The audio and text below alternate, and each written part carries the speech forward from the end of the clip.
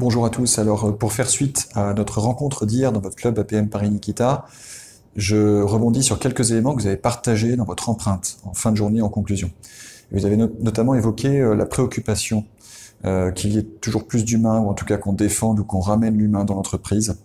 Et également cette notion que tout est possible. On retient que tout est possible. Et puis il y a une troisième notion que je retiens, c'est la volonté de simplifier, mais en disant simplicité n'est pas simplification, c'est-à-dire ce qui est plus simple pour moi n'est pas forcément plus simple pour le collectif et il faut être attentif à ça. Et tout ça me ramène à une notion que j'ai pas évoquée sous ces mots-là hier, parce que c'est quelqu'un qui me l'a révélé hier soir en discutant avec lui, en dînant avec un confrère. Et cette notion, c'est la frugalité numérique. Qu'est-ce que j'entends par là? Ce que je veux dire, c'est l'idée qu'on peut se dire, en parallèle de la simplification et du partage, la frugalité numérique, c'est comment on va faire la simplification et le partage.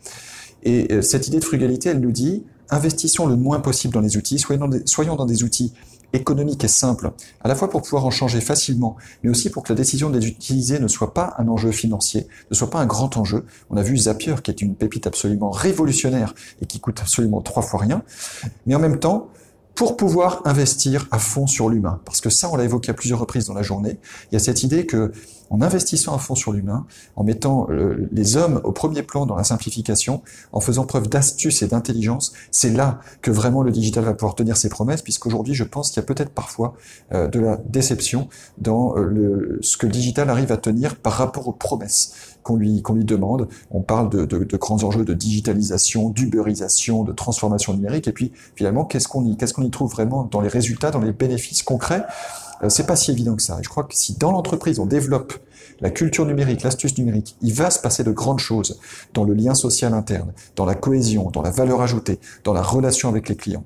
Et donc cette idée de frugalité numérique, elle nous ramène au fait que tout est possible, il y a plein d'outils, mais en même temps qu'il faut rester simple, qu'il faut mettre le paquet sur l'humain beaucoup plus que sur les outils, et que c'est comme ça que nos entreprises vont pouvoir se transformer, changer d'air, changer de valeur ajoutée pour le meilleur et pour notre plus grande fierté, notre plus grande satisfaction personnelle à nous, dirigeants.